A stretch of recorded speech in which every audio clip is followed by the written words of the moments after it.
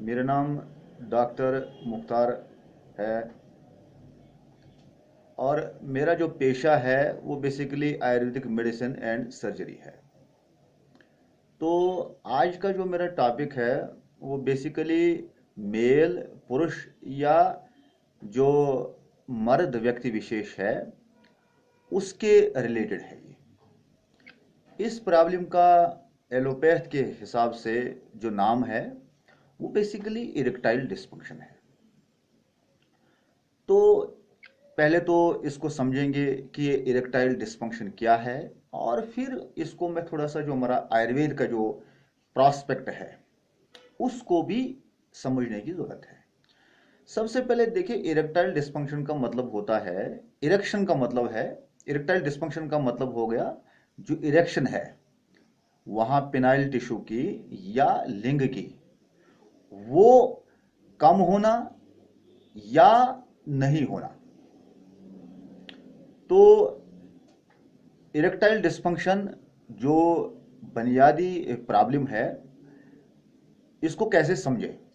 सबसे पहले तो देखिए, इरेक्शन का मतलब होता है ये जो पिनाइल टिश्यू है, ये लिंग है, इसके अंदर ब्लड सर्कुलेशन कितनी तेज जाती है और ये कितनी देर तक टिकती है, उसको बोलते हैं इरेक्शन।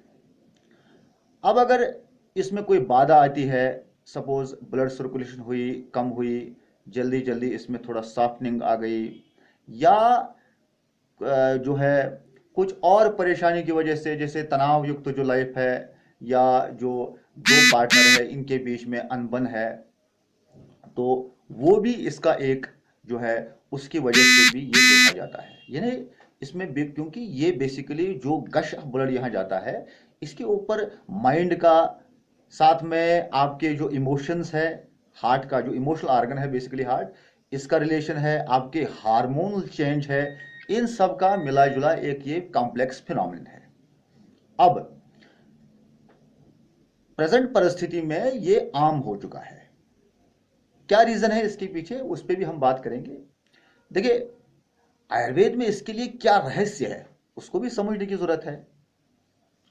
तो इरेक्शन का मैंने आपको बोल दिया, इरेक्शन का मतलब होता है कि जो ये पिनाइल टिश्यू है या लिंग है इसके अंदर जो रक्त का दौरा कितनी तेज से जाता है और ये कितनी देर तक टिकता है।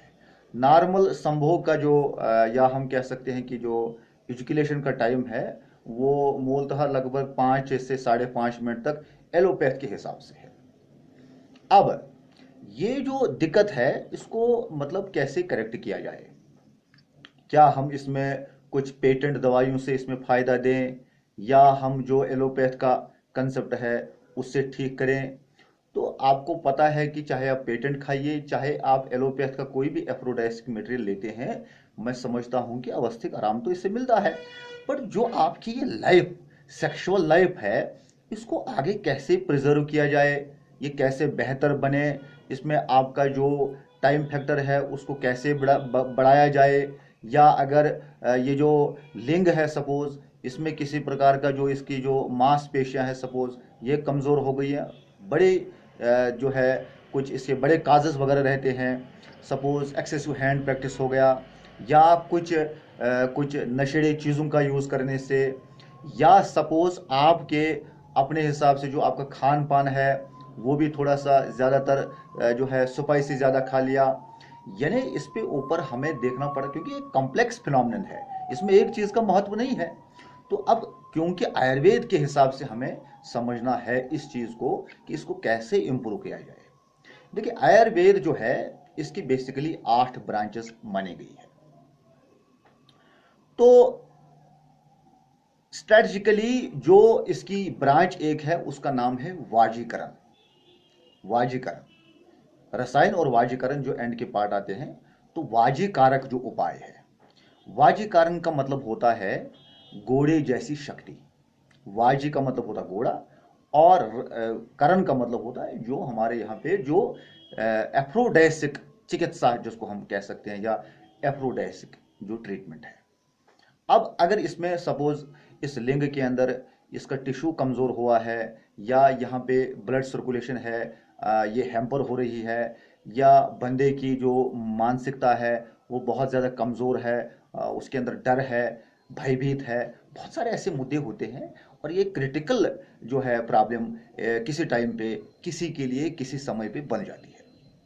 अब चूंकि मैंने आपको बोला कि अगर आप इसको बेहतर तरीके से, यानी आप अपनी सेक्सुअल लाइफ को प्रिजर्व करना चाहते हैं, ये इरेक्शन को बेटर करना चाहते हैं विदाउट साइड इफेक्ट, तो उसमें क्लासिकल आयुर्वेद में बड़ा कुछ है। उसके लिए तो एक ब्रांच है जिसको मैंने आपको कहा जो आयुर्वेद में मतलब जो वाजीकरण चिकित्सा है। तो मतलब हम कह सकते हैं कि जो घोड़े की जैसी शक्ति, वो कैसे उसको, ये तो एक तशबिया है।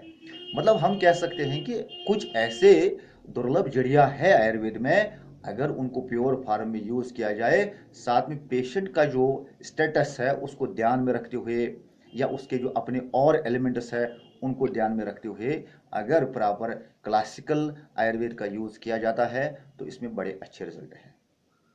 सबसे पहले लोकल एप्लीकेशन के लिए भी आपको समझना पड़ेगा, इसमें लोकल एप्लीकेशन का महत्व भी है। तो आपको ऐसा कुछ उपाय जो यहाँ के ब्लड सर्कुलेशन को बेहतर बनाने के लिए, बड़े कुछ तेल है आयुर्वेद में तो उनको बोला गया है यूज करने के लिए, बट वो थोड़ा प्योर कंटेंट का हो। तो जैसे अश्वगंधा या इस तरह की कुछ जड़ियां हैं, उनका तेल बनाया जाता है, उस तेल को भी यूज करते हैं। आंतरिक उपचार में आयुर्वेद में बड़ा बड़ा कुछ दिया गया है इसके लिए, बट अगर वो प्योर कंटेंट है तो फायदा करेगा। जो चिकित्सा, सपोज अगर हमने इसमें पेटेंट उपाय ले लिया, क्योंकि आजकल जो ट्रेंड भारतवर्ष में चल रही है एलो आयुर्वेद की, तो वहां पे प्रॉब्लम यही होगी कि भाई वो सिर्फ वो पेटेंट चीजें लेने से आपको वही अवस्थिक आराम आएगा, उसके बाद फिर ये समस्या जहां पे थी वहीं पे वापस आ सकती है। तो आयुर्वेद में जैसे कि धातु पौष्टिक चूर्ण का रोल है इसमें, या इसी तरीके से शतावरी चूर्ण है उसका रोल है, अश्वगंधा आदि चूर्ण है, उशीर आदि चूर्ण है, क्रौंच बीज है। बड़े चीज़ें हैं जिनको आप एथेंटिक, अगर एथेंटिकली इनका यूज किया जाए तो ये बड़े जो चूर्ण फार्म में जो वाज्य कारक उपाय है बहुत फायदा करते हैं। साथ में मतलब जो दूध है, दूध का भी रोल है, या मांस रस वगैरह का भी इसमें बड़ा रोल देखा गया है, अंडे का रोल देखा गया है। बट इसको थोड़ा सा जो बॉडी के बाकी एलिमेंट से, बार बार इसलिए बोल रहा हूं कि यहां से कुछ न खाया जाए और वहां पे कुछ और परेशानी न बढ़ जाए, उसको ध्यान में रखते हैं। इसी तरीके से आयुर्वेद में मतलब जो जैसे कि मनमंथ रस है, पुष्पदन रस है, सिद्ध मकरद वजवटी है, शिवा गुटिका है, या इस तरीके से बड़े कुछ जो है, जो हमारे पास मेडिसिन जो आयुर्वेद के जो क्लासिकल मेडिसिन जो बनाई जाती है उनका यूज किया जा सकता है इसमें। तो साथ में ये जो शुक्र धातु है, शुक्र धातु की पोटेंसी पे भी ये निर्भर करता है।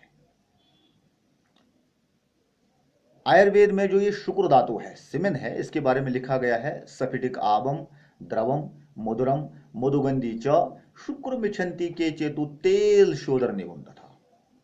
तो ये जो शुक्र धातु है ये कैसा होना चाहिए, स्टेटस इसका होना कैसा होना चाहिए, जैसे कि सफिटिक आब, फटकरी के जो पानी है सफिटिक आब, वैसा द्रवम लिक्विड होना चाहिए। तो उस टाइम तो आचार्यों ने उसको मतलब चखा भी है, तभी तो उन्होंने बोला कि भाई ये मधुरस प्रदान होना चाहिए। सफिटिक आबम द्रवम मधुरम मधुगंधी, यानी जो मधु है, जो शहद है उसकी गंध वाला। और शुक्र मिछंती केचे तो तेल शोधन निबंध था, तो चलना उस तरीके की जो स्ट्रीम है वो इसमें बननी चाहिए। ये तो आयुर्वेद में बड़ा कुछ इतिहास दिया है, बड़े कुछ इसमें मतलब जो तर्क वितर्क है बड़ा कुछ दिया है। मैं तो थोड़ा सा इसको आपको सिंप्लीफाई कर रहा हूं कि जो ये इरेक्टाइल डिस्फंक्शन है इसका बेहतर तरीके से आयुर्वेद में इलाज हो जाता है। बट आपको सबसे पहले थोड़ा सा टाइम भी इसमें लगता है। आप ये नहीं कर सकते कि जल्दबाजी में आप कुछ दवाइयाँ खाएंगे आवश्यक आराम के लिए। इसमें बड़ा कुछ आयुर्वेद में लिखा गया है, इस जो वाजी कारक उपाय है, बड़ी बहुत सारी ऐसी दुर्लभ जड़ियां हैं जिनका रोल है इसमें अकर करा है, बहुत सारी ऐसी दवाइयां हैं।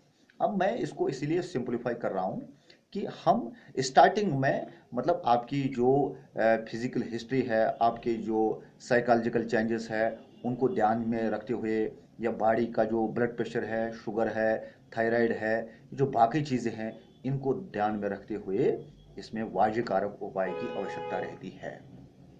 दुर्भाग्यवश हमारे पास यहाँ एक पेशेंट जिसकी बहुत एज कम रहती है, जैसे कि 22 साल का एक जो है पेशेंट है, या 20 साल, 22 साल, 23 साल, 25 साल, इस उम्र में भी अगर ये इरेक्शन, सपोज इसने हस्तमैथुन ज़्यादा किया या कोई नशीली चीज़ों का ज़्यादा यूज़ किया, कभी कभार क्या होता है कि इनका जो शुक्र धातु है वो कम निकलता है या जल्दी जल्दी इनको सकलन हो जाता है।